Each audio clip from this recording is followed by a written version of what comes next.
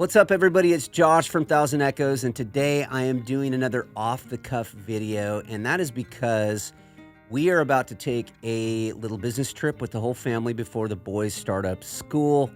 We're going to be gone for about a week, and I just don't have time to write an entire script out and edit an entire video. So these off-the-cuff videos where I just speak freely, speak my mind, are a lot easier to edit because I just what you see is what you get. Today, though, I did want to talk about something that comes up a lot with songwriters. They often ask, how do I write better lyrics? It's an overarching question that I think every songwriter struggles with at some point in their careers or their vocation as a songwriter. I had this issue myself where it's like, how do I level up my lyrics?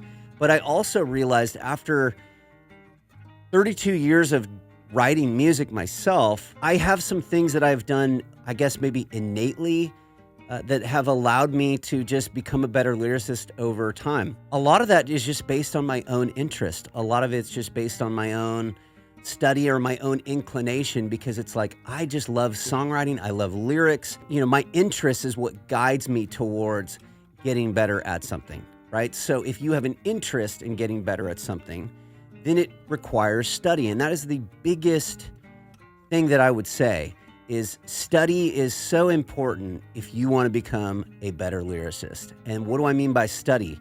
There's so many different ways to do that. And I have a couple examples. I'm going to pull over some books here so I can show you in just a moment.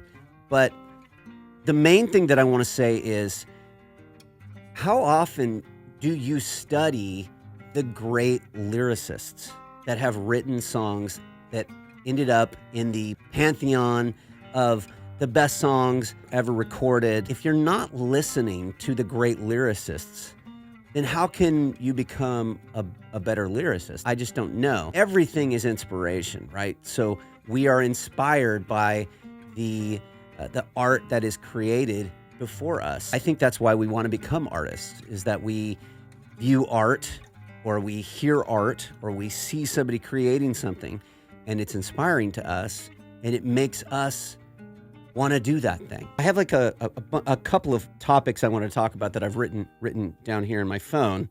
So the first thing is study, right? But okay, so what does that mean?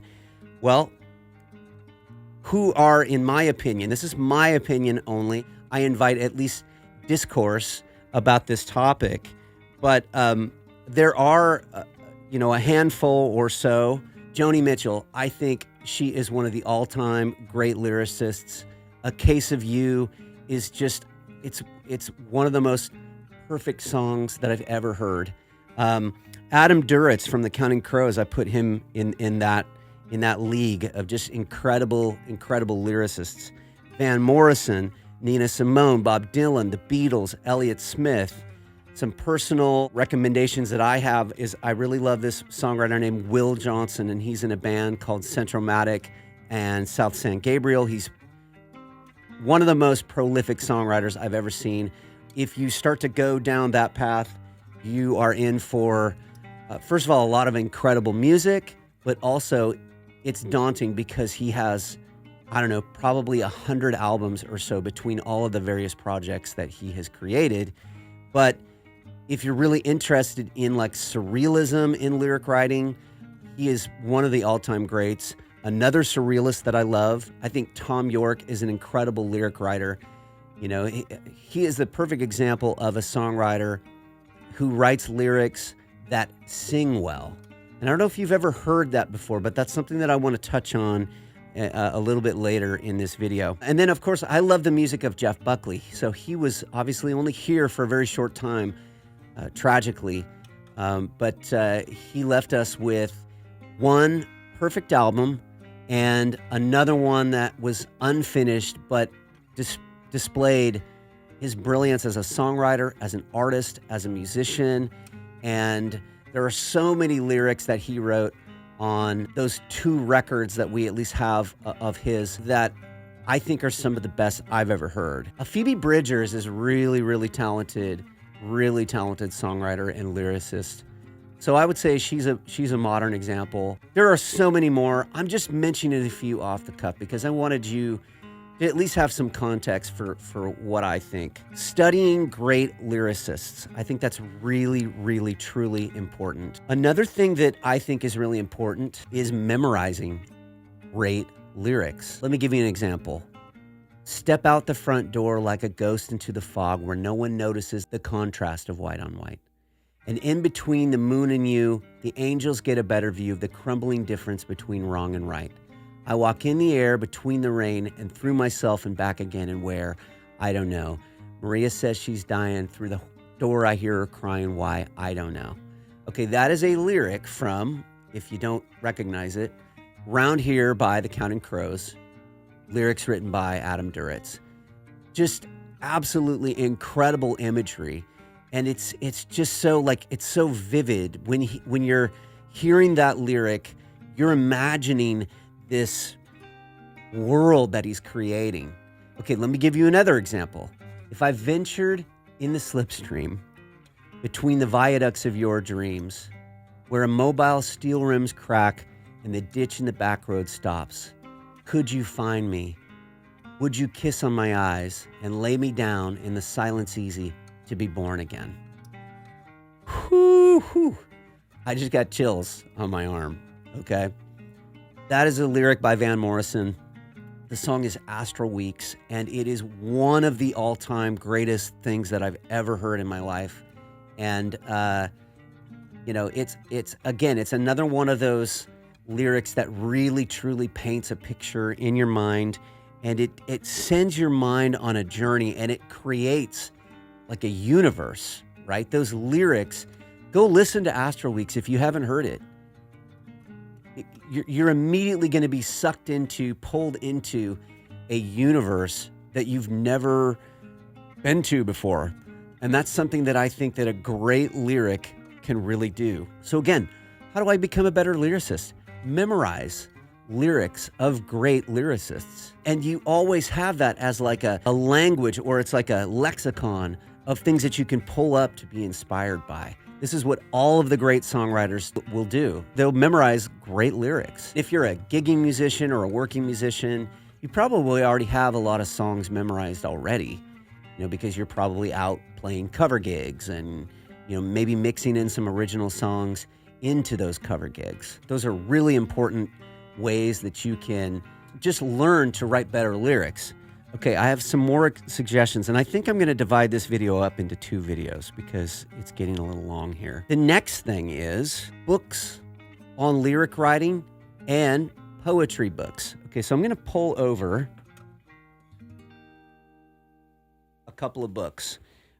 One of them is a book that was recommended by our good friend Eric Allen, who I interviewed for the channel. Writing Better Lyrics by Pat Pattison. I don't know how well you can see that with the lights. In this book, one of the first things that Pat teaches is something called object writing.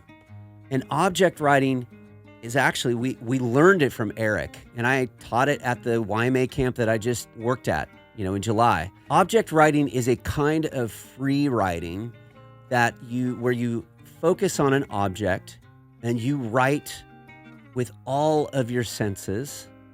Plus, you use something he calls kinetic sense or kinesthetic sense and organic sense. And in the book, he explains what those senses are. I'm not going to go into it. I'm sure there's a lot of people that have made videos about this. When I was teaching this at YMA, it was something that I felt was so important that I was like, we got to do this every single day of camp. I would start with just a random object, put it in the middle of the room, and everybody it was so cool to see everybody writing like page after page after page. One of the songwriters actually wrote a song called Object Writing, just to see how all of them were lit up, ignited by this very simple, very, very effective free writing tool. The other thing that you can do with object writing is remix the tool. What do I mean by remix? That means like maybe add something to it. Like one of the days we decided that we were going to write outside. Well, there was this really cool Japanese garden outside. And so we all walked over to the garden, and the object was the garden itself.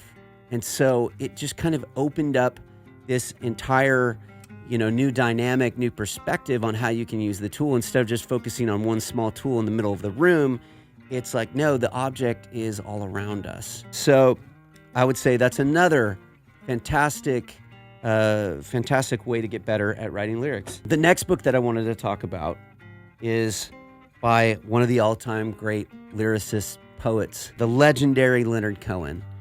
And the book that I fell in love with is called Book of Longing. And this book is so cool.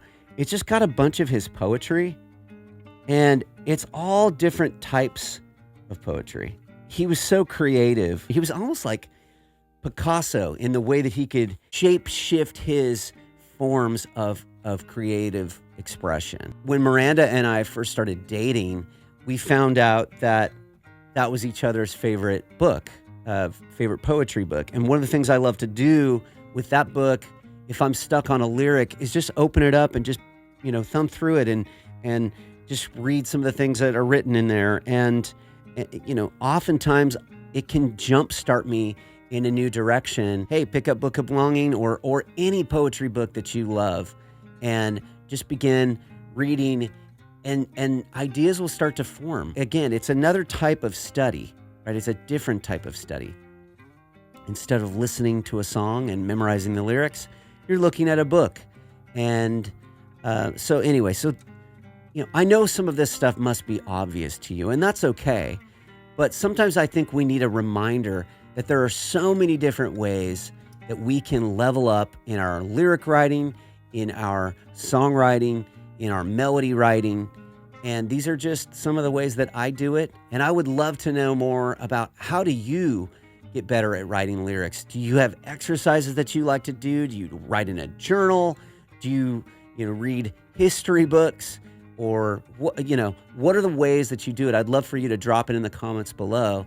And just wanted to say thank you so much for watching this video. If you liked it, please like and subscribe to this channel, and also subscribe to the newsletter 1000 Echoes, where we talk about all things songwriting. And I just want to say thank you so much. Above all things, stay creative and stay human. Hey everybody, I just wanted to invite you to download a free copy of my ebook, Songwriters SOS. SOS stands for Spark, Optimize, and Seek. Spark inspiration with gratitude. Optimize your environment and routine, and seek new experiences and perspectives. In this ebook, I talk about some of the ways that you can optimize your life for creativity. I've got some prompts for you and some exercises for you, but it expands on everything I talk about in these YouTube videos: how to break through creative blocks, how to generate endless song ideas. It's completely free. Just sign up for my newsletter and I'll send it straight to your inbox. Hit the link in the description and grab your copy of it now. Thanks so much for watching, and I look forward to sharing Songwriters SOS with you, my free ebook.